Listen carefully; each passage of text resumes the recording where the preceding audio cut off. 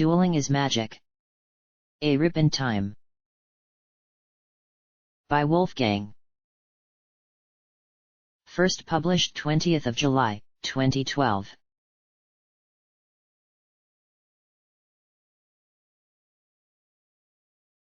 It's been 2 years since the Ark Cradle incident. Each member of Team 5Ds has gone their separate ways. Jack has once again become the king of the dueling world, Crow has entered the pro circuit, Aki is studying to become a doctor, and Rua and Ruka are now living with their parents. Yusei has remained in Neo Domino City and is employed by Kaiba Corp. as the leading scientist in the development of momentum. But when a strange anomaly is detected, Yusei will journey back to a land he once visited and become a savior once more. Chapter 1, Anomaly. Dueling is Magic. Return to Equestria Chapter 1, Anomaly. Yusei sipped his coffee as he read the latest readout from Momentum. While it was intended to keep the reactor under control, the Fortune program had the side effect of doubling the energy output with no indication of backlash. Despite putting out more than it was designed to generate, Momentum gave every indication that it was operating at normal capacity. Nevertheless, Yusei monitored it closely. He drank the last of his coffee and set the cup down, then flipped to the next page of the readout. Just as he finished with the report, the door to his office opened. A young woman with short pink hair walked in holding another report. "Here's the latest D-Wheel report from Bolger & Company," said the young woman, laying the papers on Yusei's desk. "Good. Thank you, Lena," said Yusei. "Would you like some more coffee?" Lena asked. "No, thanks," said Yusei. He picked up the report and began to read. Lena did not move. Yusei looked up. "Is there something else, Lena?" "Oh. Lena blushed and looked to the side. "I was just wondering if... Yes. Would you like to grab lunch later?" Yusei blinked. What could he say? That he was waiting for a girl to come home even though they weren't in a relationship? "Sorry, Lena. This whole week's been pretty busy, so I don't have time to go anywhere." "Oh. Well, rain check." "All right," said Yusei. Lena smiled, bowed, and left the room.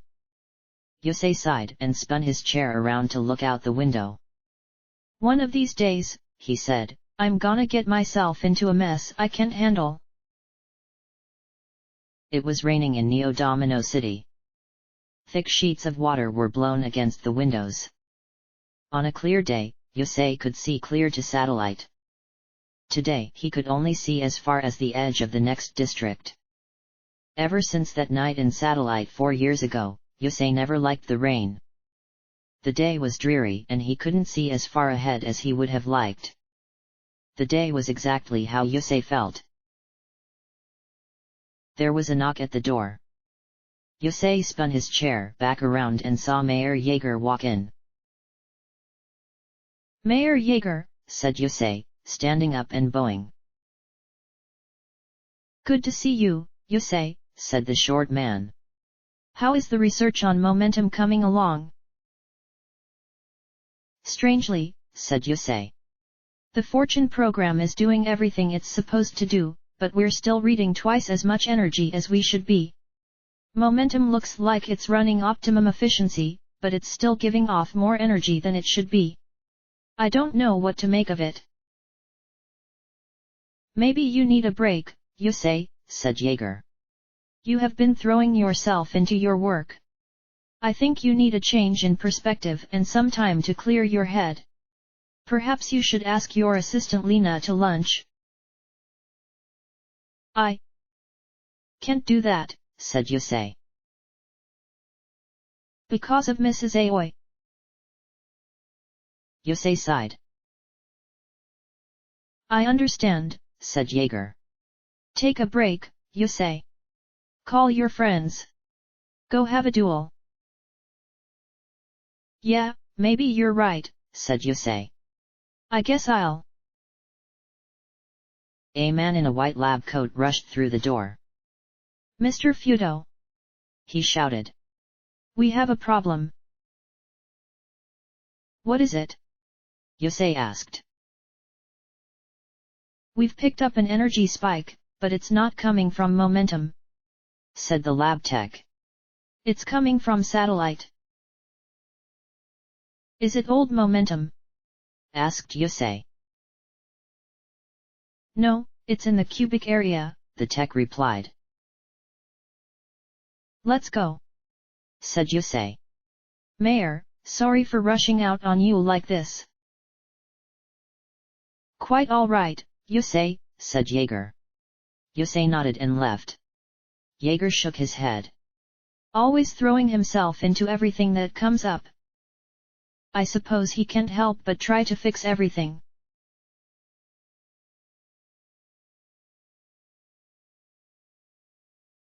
Sector security officers stood in a wide perimeter around the square. A large white pavilion with numerous computer terminals had been set up just inside the perimeter. Yusei and Lina watched a giant 4-monitor setup. A continuous stream of data poured in from an array of signal dishes aimed at the anomaly at the center of the square. Mr. Fudo, said Lina, what do you think it is? Yusei said nothing, but he had seen this kind of thing before. The anomaly was tall and rectangular in shape, like a door. It glowed bright white and seemed to flicker like a candle. Yusei, came a deep voice. Yusei turned and saw his old friend Tetsu Ushio. Ushio, said Yusei. What are you doing here? I got promoted to Chief just last month, he said. When I heard you were going to be here, I decided that I would personally oversee this. How've you been, Yusei? Busy, replied Yusei. First momentum and now this. What's wrong with momentum? asked Ushio. It's giving off twice as much energy as it should be, but all of our instruments say that it's acting normally, Yusei explained. We're seeing way more energy than we should be, but momentum itself is acting like it's running at normal capacity. That's weird. Think it has to do with the fortune program. It might, said Yusei. He looked out toward the glowing shape. What can you tell me about that? It appeared yesterday at 5:38 p.m. Witnesses say there was a flash and then it was just there. Some people claim they are hearing voices coming from it. Voices? Yeah. Weird, huh? Has anyone gotten close to it? Thankfully no. A small child wandered near it about an hour after it appeared, but a security officer got to him before he could get too close. That's good. And what about the voices? I don't know a whole lot about that, replied Ushio. Almost nobody could make out anything clearly enough, but a few people said they heard voices calling for help. That doesn't sound good, said Yusei. Man, when's Akutsu going to get here? That spinning lunatic? Why do you need him? asked Ushio. He knows more about momentum and energy signatures than I do, Yusei answered.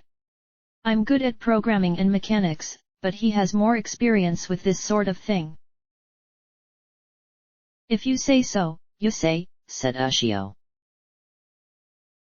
So? Voices, huh? asked Yusei. I think I'd like to hear this.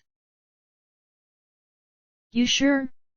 I mean, the reports don't seem reliable, said Yugioh. and there's no telling what'll happen if you get too close.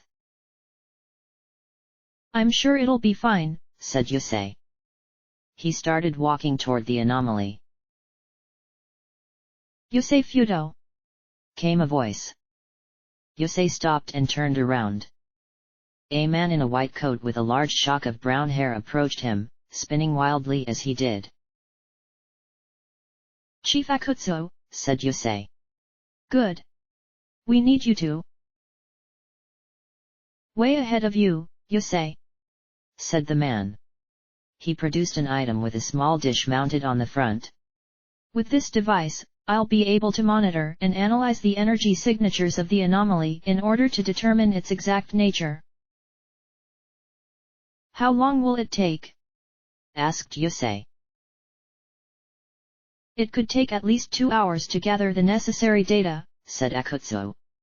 I don't know how long I'll need to analyze it, so give me a day.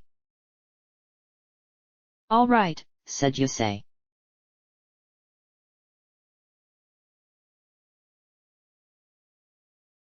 Yusei lay on his bed, staring up at the ceiling.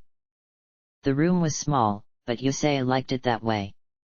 Jaeger had convinced him to move into the Tops district so that he could be closer to Kaiba Corp Tower, but Yusei didn't want a huge room. They eventually found one that Yusei liked. The moon and city lights filtered into his room through the thin curtains, he could just make out the ceiling. Yusei's thoughts raced through his mind.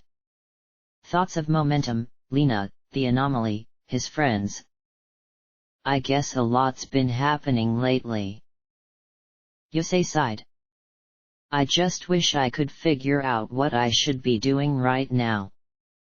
It seems like I'm just distracting myself with work. I know what I should be doing there. I need to figure out what's going on with momentum and that anomaly. But what about Lena? That was the second time I've turned her down. Is it because of Aki? Do I miss her that much? Or am I just afraid of hurting her? Man, I wish Jack and Crow were here. They could help me figure this out. Yusei turned onto his side. But Jack and Crow are in the pro leagues and keep pretty busy. I don't think the twins could help either. And Aki? When did life get so complicated? The problem isn't even that hard to identify, I just can't figure out what to do about it. Yusei's eyes began to grow heavy and soon he fell asleep.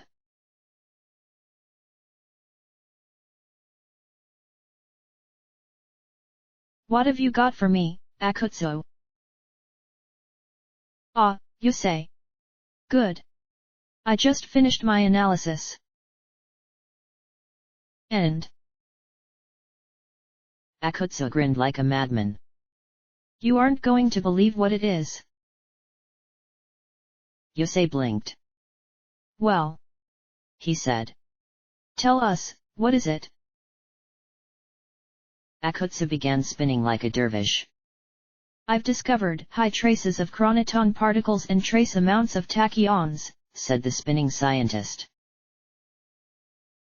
So, what does that mean? Asked Lena. Akutsu stopped spinning. It means, my dear, he said, that time travel is quite possible. We briefly picked up similar readings twice over 2 years ago, a few months before the WRGP. What we saw quickly disappeared, but this? There is something else you should know, Yusei. What is it? Yusei asked. These particles are moving at the same frequency as momentum energy. Which means that this anomaly originated from a momentum generator. You're kidding. I may act silly, but I never kid. Yusei turned to look at the anomaly. If a temporal anomaly was caused by momentum? Could it be? Could he? Yusei. Yusei turned around. Walking toward him were two of his friends. Jack. Crow. Yusei ran up to meet them. It's great to see you guys. But what are you doing here? We heard about this thing on the news, so Jack and I figured we'd find you here, said Crow. Listen, we'd love to catch up, but we need your help. My help? With what? Asked Yusei. Well, you see, Crow began, but he was interrupted by Jack. That masked D-Wheeler that stole Stardust Dragon from you 2 years ago just stole Red Dragon Archfiend from me, roared Jack. Yeah, and he took Black-Winged Dragon from me too, said Crow. Paradox. Yusei gasped. But that's impossible. We destroyed him. Me, Jaden and Yugi. He merged with one of his monsters and we destroyed him. How can he be back? I don't know, Yusei, said Jack, but you're going to have to stop him. You're the only one that can go after him. Then those voices. Yusei turned and ran toward the anomaly. He stopped just a few feet away. And he heard them. Voices calling for help. Voices he had not heard for 2 years. End of chapter.